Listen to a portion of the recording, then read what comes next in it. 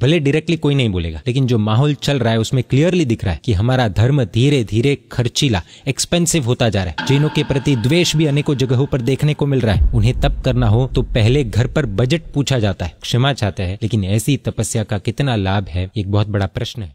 साधर्मिक भक्ति की अद्भुत मिसाल। पर्युषण महापर्व के 5 कर्तव्यों में से एक साधर्मिक भक्ति भी है।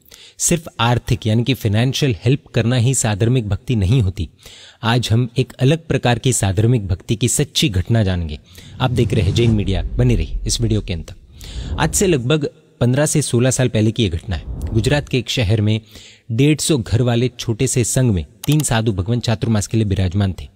संघ के लोग सुखी थे, भावुक थे और प्रवचन का अच्छे से लाभ लेते थे। बीच में पर्युषण पर्व आए और पर्युषण के तीसरे दिन व्याख्यान के बाद संघ के अग्रणी ने खड़े होकर कहा कि कल से श्री कल्पसूत्र का वांचन शुरू होगा। वो श्री कल्पसूत्र आगम ग्रंथ को घर ले जाकर उसकी भक्ति करने का चढ़ावा अभी बोला जाएगा। जो भी भाग्यशाली चढ़ावा लेंगे, प्रवचन के बाद उनके घर पर सकल श्री संघ पगलिया करने आएगा।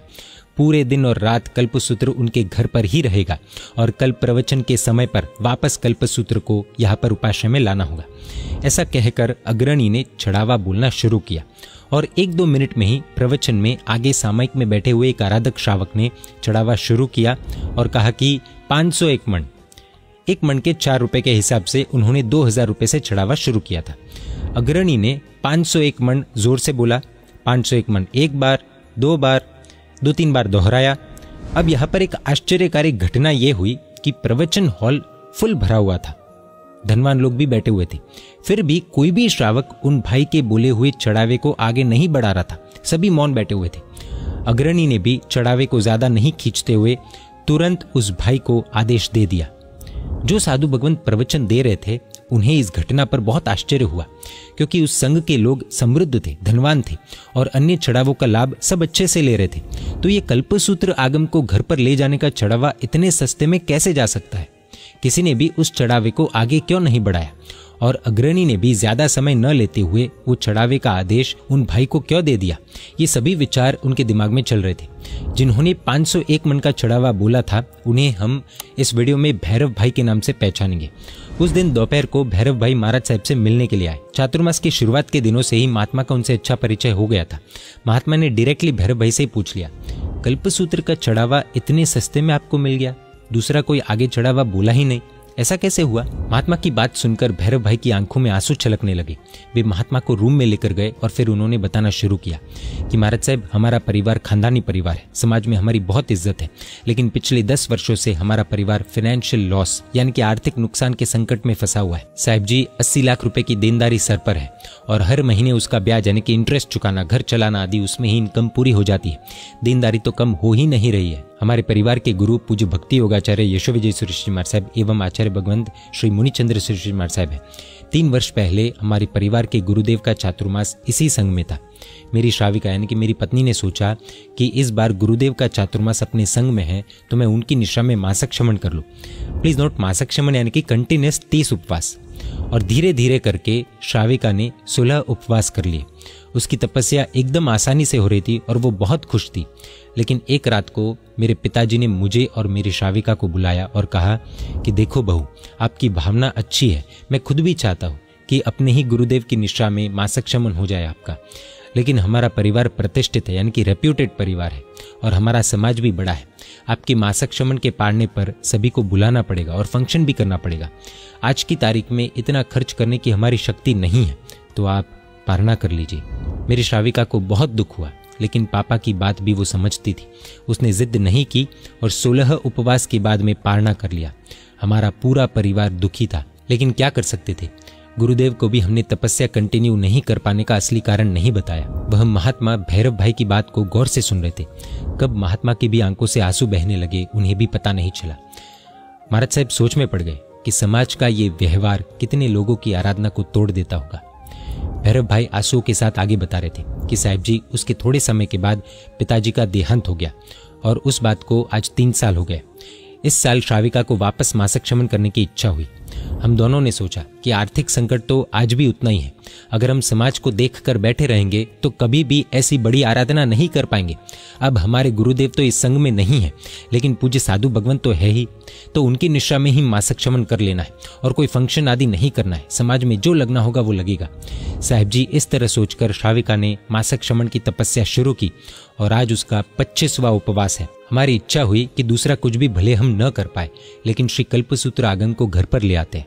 हालांकि मेरा बजट छोटा ही था और मुझे डाउट था कि इतने बजट में चढ़ावा मिलने का चांस ही नहीं है। फिर भी मैंने चढ़ावा बोलना स्टार्ट किया और साहिब जी, आज मुझे पता चला कि ये संघ कितना महान है। पिछले 10 सालों से हम कहीं पर भी ज्यादा लाभ लेते नहीं हैं, तो संघ के सदस्यों को थोड़ा सा अंदाजा तो हो ही गया था कि हम तकलीफ में हैं, और छोटे संघ में हैं तो सब एक दूसरे को पहचानते ही है। सबको पता ही है कि मेरी श्राविका ने मासिक शमन किया है, तो मैंने जैसे ही 501 मन से शुरुआत की, तब चढ़ावे की भावना वाले सभी समझ गए कि भैरव भाई ये चढ़ावा लेना चाहते हैं। अगर हम आगे बोलेंगे तो या तो भैरव भाई को बजट के ऊपर जाकर चढ़ावा लेना पड़ेगा या फिर चढ़ावा छोड़कर दुखी होना पड़ेगा, और बस इसी कारण से सब चुप हो गए। साहिब जी, आश्चर्य तो इस बात का है कि मैंने उन्हें आगे चढ़ावा बोलने से मना नहीं किया, किसी ने किसी को भी बोलने से मना नहीं किया था, लेकिन फिर भी चढ़ावा लेने की भावना रखने वाले सभी के मन में ऐसी विराट भावना कैसे प्रकट हुई ये पता नहीं है। और अग्रणी ने भी मुझे देखकर मेरा सपोर्ट करते हुए चढ़ावे को ज्यादा खींचा नहीं और मुझे आदेश दे दिया। उन्होंने पैसों को, इनकम को नहीं देखा, लेकिन मेरे परिवार की भावना को देखा। सचमुच ये संघ भगवान है। सकल श्री संघ के तो दूध से पैर धोए वो भी कम है। आज हमारा परिवार बहुत बहुत खुश है साहिब जी। मेरे बजट से तो बहुत कम में मुझे ये महान लाभ मिल गया। इस तरह भैरव भाई ने अपने दिल की बात महात्मा को बताई। आज इस घटना को हुए कई वर्ष बीत गए। इतने वर्षों से उन महाराज साहब का भैरव भाई के परिवार के साथ कोई भी कांटेक्ट नहीं था, लेकिन अचानक तारीख 24 जुलाई 2025 के दिन भैरव भाई का वापस महात्मा से कांटेक्ट हुआ।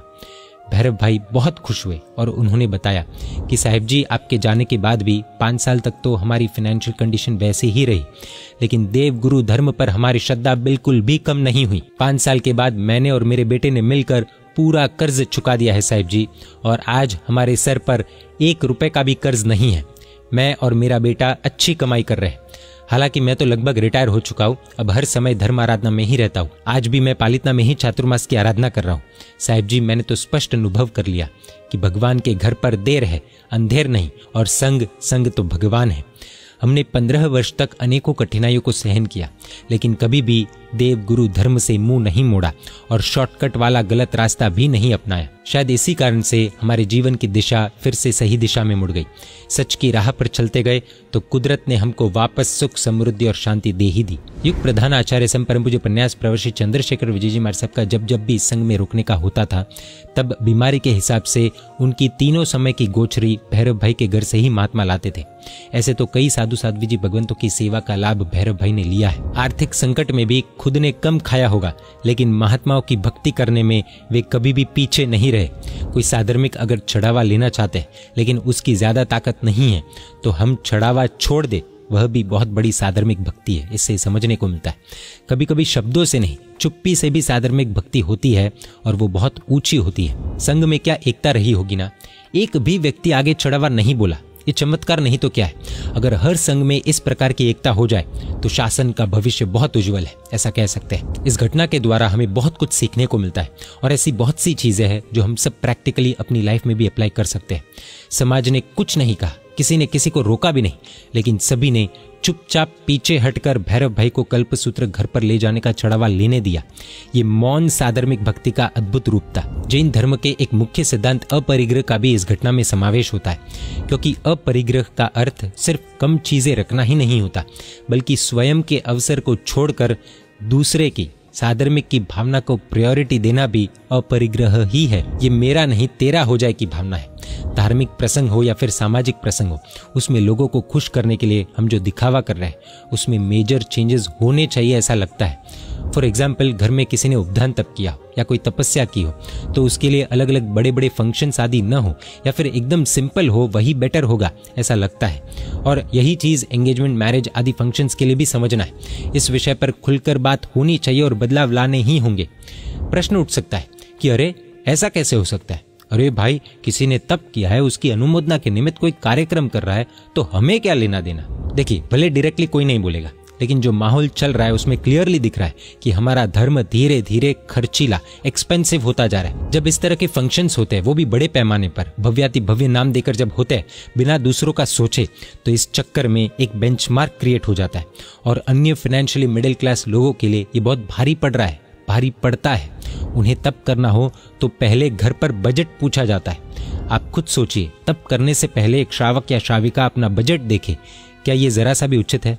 बजट देखकर भौतिक चीजें खरीदी जाती है। तपस्या तो आत्मा का विषय है, तपस्या का और बजट का क्या लेना देना। तप भी अगर बजट देखकर होने लगे तो जिनकी आर्थिक परिस्थिति एकदम स्ट्रांग नहीं होगी, वे तो तप से पीछे हटेंगे, जो कि आज सैकड़ों घरों में हो रहा होगा और हमें पता भी नहीं होगा।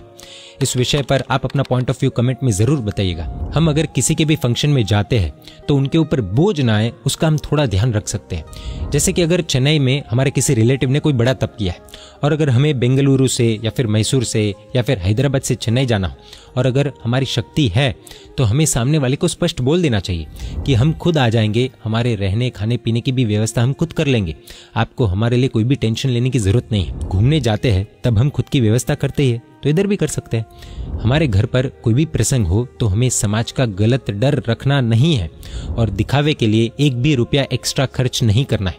और दूसरों के घर पर कोई भी प्रसंग हो तो हमें प्रसंग पर जाना पड़े तो भी उनके ऊपर बोझ बनना नहीं, अपनी जिम्मेदारी खुद ही निभा सकते हैं। अगर ऐसे परिवार पर बोझ बने बिना हम चुपचाप सहारा बन जाए तो वो भी साधर्मिक भक्ति ही कही जाएगी। तप के निमित्त कई जगह पर लेन देन भी होते हैं, भले वो तपस्वी है लेकिन है तो संसारी, छदमस्त। अब सबकी कैपेसिटी अथवा परिस्थिति एक जैसी नहीं होती है।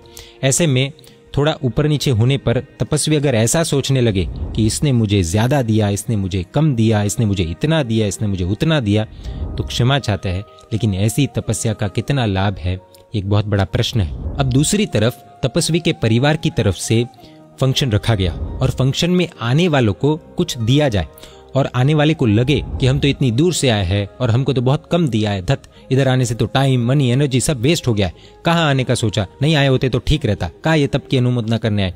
तो उल्टा कर्म बंधन होता है। हमें बैलेंस करके चलना होगा। अगर समाज के वडील इस विषय पर विचार करें और हर एक समाज में, हर एक संघ में उचित प्रकार के नियम लागू किए जाए, सिर्फ तपस्या को लेकर नहीं बल्कि मैरिज को लेकर भी, एंगेजमेंट को लेकर भी, सब विषयों पर, तो साधर्मिक भक्ति का अद्भुत काम हो सकता है। पैसे देकर ही साधर्मिक भक्ति होती है ऐसा नहीं है। किसी साधर्मिक के पैसे बचाने से, उसे मेंटल स्ट्रेस से दूर करने से, कोई भी साधर्मिक अपना तप अपनी फाइनेंशियल कंडीशन देखे बिना कर पाए ऐसा वातावरण बनाना भी एक प्रकार की साधर्मिक भक्ति ही होगी। क्योंकि हम धर्म को जितना खर्चीला बनाएंगे, एक्सपेंसिव बनाएंगे, उतना ही मध्यम साधर्मिक वर्ग धर्म से दूर होता जाएगा। इन सब के अलावा एक भयानक और गंभीर परेशानी ऐसी हो रही है कि जैन समाज के तप महोत्सव आदि के इस आडंबर को देखकर, इस दिखावे को देखकर किसी अन्य लोगों में ये भाव उत्पन्न हो रहे हैं कि ये लोग कितना शोर शराबा करते हैं, कितने पैसे बिगाड़ते हैं, कितना घमंड दिखाते हैं, कितना दिखावा करते हैं, और इस कारण से जैनों के प्रति का अलगाव पैदा हो रहा है। इतना ही नहीं, जैनों के प्रति द्वेष भी अनेकों जगहों पर देखने को मिल रहा है। ग्राउंड रियलिटी सबको पता है। फिर भी अगर हम सोना चाहते हैं तो हमें भगवान भी नहीं बचा पाएंगे। जय जिन शासन, जय महावीर।